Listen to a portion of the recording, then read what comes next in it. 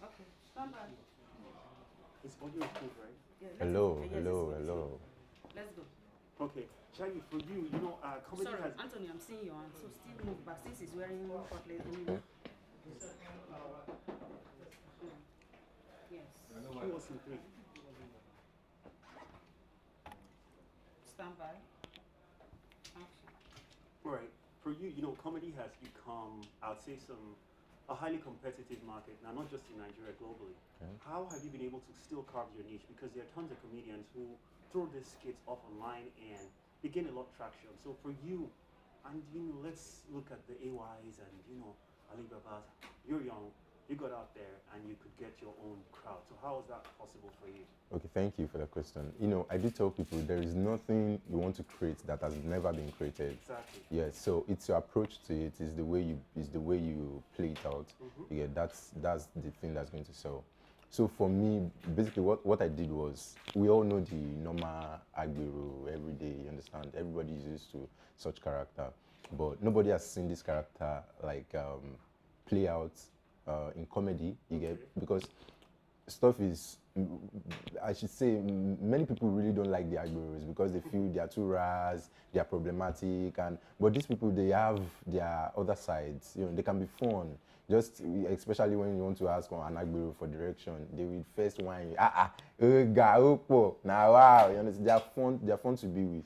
So that's what I've tried to do. I've created this character, and I've made this character, my personal thing. You get, so I'm able to Have flourish you that. had any real life, a bus conductor also connect with you because of how you've represented them on a bigger platform? Many How did times. that feel for you? Tell us a scenario. Yes, it has really helped me. It has really helped me because I know these people watch me. I know so whatever I do, I make sure I try to, because that's the work of an influencer. I try to influence them in the right way, by what I do. I know they watch and they want to learn from me. So it has really got me closer to them more. Like MC Oluomo, who is the head of Young, so I'm very close to him. So they all know me. You get, so. Okay.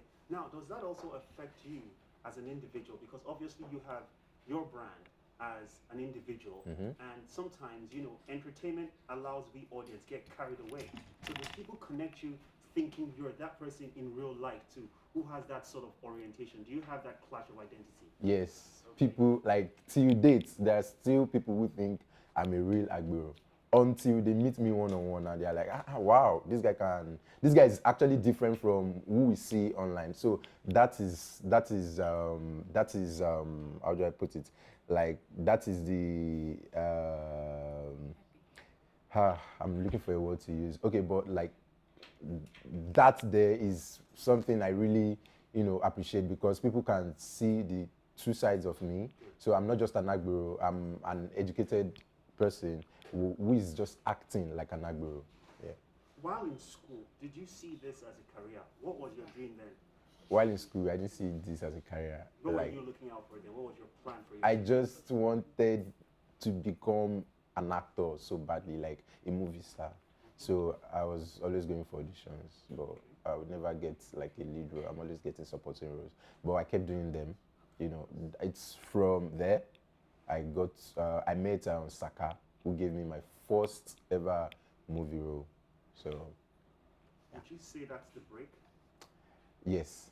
Okay, talk to us about that experience because it will be memorable for you. Yeah, sure. Okay, so I remember back then in school, my mother is not, my father is late, and my mother was the one taking care of me, but she didn't really have much. She's just a petty trader. And I have brothers. I have two other brothers. We are three. So I'm the firstborn, and I need to cater for others. So all I did in school was, you know, create stories, gather people together, teach them how to dance. I choreograph. I teach them how to drum. We go for shows. We make little change. We share it. That was how I got out of school, because I had to, like, pay for myself. You get. So back then in school, while doing all this, I knew I was going to, like, entertainment is my thing. You get, but I just wanted to stand out. I wanted to be different. I wanted people to know, but I just don't want to be a normal actor. Like, I go, like, I've never seen anyone go for auditions. That like I know I go for almost all the auditions because in fact that I say we even get WhatsApp group. So any audition and I mean the first year, I go reach there before other people. Sometimes I go for auditions, I don't get to audition because there are many people there. So I will have to go back home. I will have to stay there till night and go back home. And I had nobody, I had no connection. They told me it's connection. If you want to be in the movie industry, it's connection. I know nobody. Like nobody. I was just a theater person. I was always acting on stage. But I got to know that I have to start myself. Do you get? I have to be independent. There are some jobs that you don't need to work for someone before you are known. You have to start it yourself. I sent a couple of messages to stars out there on Instagram that okay, oh, my name is Samuel Perry, I'm an actor, so just give me an opportunity in your movie. Don't even pay me. I still have those messages to date. Don't even pay me. I will surprise you, I will shock you. But nobody responded. You get, but I needed to be out there. I changed from Akoni Badon. That was the character before Broda Shaggi. I changed from Akoni Badon to Broda Shaggi. When I started Broda Shaggi, it was the interview. Why did you pick Broda Shaggi? I changed from Akoni Badon because normal drama is everywhere. You get, normal drama is everywhere. People can say, there was Omo Badon, Lizzie Omo Badon, there was Cute Abiola, all these Yoruba, but Broda Shaggi is a different character. You get, yeah, people don't play Agbero for movies before, but this is different because the way Broda Shaggi speaks, he speaks like the real Agbero. You're like, that was what blew me. Oh. The first video was if you see Jesus in Mushin, what will you do? That I said I was going to hold Jesus close. That Jesus, you go give money before you go back heaven. So it's controversial. People were like, who is this guy talking like this? But on a normal day, an Agbero can say that. Do you get? You cannot because you're trying to be decent. There are some things you think you don't want to do because you're trying to decent, but sometimes it doesn't work that way. Sometimes you just have to do it the way it comes to your mind. Okay. Which was what I did. I did that video and locked up because people called me and were like, you have to bring this video down. I saw so many DMs. You have to bring this video down. How will we talk to our Lord Jesus Christ like that? Our sister Jesus. Did Jesus complain to you that? I don't understand. So I want to thank God that I did not pull down that video, because if I pull down that video, I might not be here. I might not be interviewing. I would just be somewhere. You get? So I left that video, and my other videos, I tried as much to reduce, those things, because one thing about you being a creator is you have to listen to your fans sometimes. There is this song I do use in my skits. Eleribu. You get? People love that song. Like, people love that song. But there was a day I was going, because another thing I try to do is I go through my DMs. You get? I go through all my DMs. It's plenty, but I try as much as possible, like in a day, to read like maybe 30, 40, and I reply. Because there's nothing there. It's just you messaging me and I reply. You cannot come to my house and come and say, but through phone we can talk. That's what I try to do. So I saw a message where she was like, the woman's from London. She was like, please, brother Shaggi, we love your videos. My children love your videos. They can't stay without watching your video every day. But please, can you change the song at the end? So what I did was I screen munched that message and put on my story and asked for, opinions, that should I change this song? So I got yes, I got no, I got yes, I got no. So I left it for like a week to think about it myself. Then I was like, Shaggi, if you have a son watching Brother Shaggi, you understand, how will you feel? That was how I changed the song. It was that day I went to record another song. And I told them, okay, I'm changing this song, because I have to listen to my fans too. Yes. They're the one who watch me. Yes. You get, so. Okay, now you also said how important you are in your family. Now, when the financial success came, how well have you been able to give back to your family? I think that's your first responsibility. Yes. Can you remember, okay, the first major cash that came to you and you said, okay, this is what mom's getting, this is what my brothers are getting. How was that for you? Share that experience with us. My mom is everything. I can give her everything, because she has done the most after my father's death. Whatever she needs, I don't want to wait. My manager knows. I'm always calling when my mom calls, and Shaggi, this is, I call my manager. straight up, because I don't want to hear anything. I know how much she has suffered. I know what she went through. You understand? Yeah. My father, you know, my father was not the father to the other ones. Okay. She married another man. Okay. So, and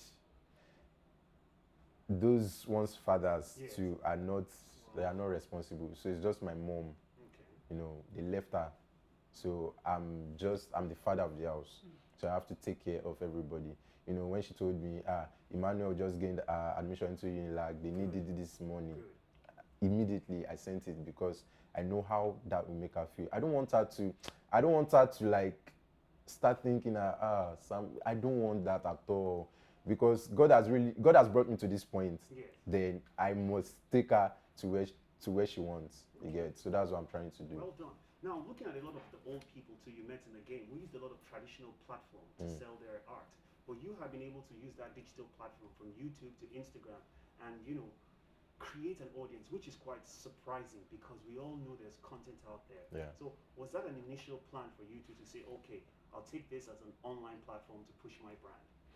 Yes, you know, I started online. So I have more of my fan base online. So I transferred my fan base online to reality. You get? That's why every day I keep getting followers, because my manager keeps asking me like, where are these people coming from? I keep asking myself, where are these people coming from? Like in 18 days, I get 100K followers. Like my followers, they keep increasing every day. And I'm like, okay, where are these people coming from? Are they coming from YouTube? Are they coming from Instagram? Are they coming from Facebook? So that's what I've tried to do. I've tried as much as possible to dominate everywhere on social media, every social media platform. I'm not a Twitter person. Okay. You get? So I've given the login and everything to my manager, let them handle it, because I want to be present online every day. They must know what's going on with Broda Shaggi. If you check if you check the views on my story, you know that people are really I have like 50k views on my story. So people are really watching. You understand? And I try as much as possible to live my best life on my story. Wherever I go, I record. People know Shaggi is here, Shaggi is going here, Shaggi is doing this. When I was in Abuja, when I landed, I recorded that, okay, I'm in Abuja. When I was in the hotel, I recorded. Somebody just came all the way from, I can't remember because I'm not conversant with Abuja area.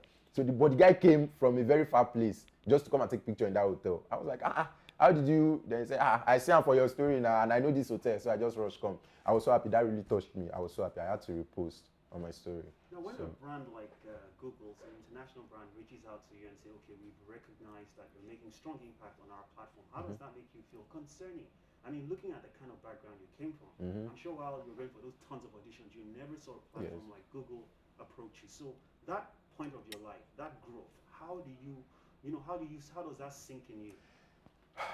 You know, it's been a very, very, very, very long ride to this point, and I can't stop thanking God. It's not, I know the fact that I don't give up, yeah, but God has been there for me throughout. YouTube, as you know, when I started my YouTube, I had this vision that I want my YouTube to be like a TV channel.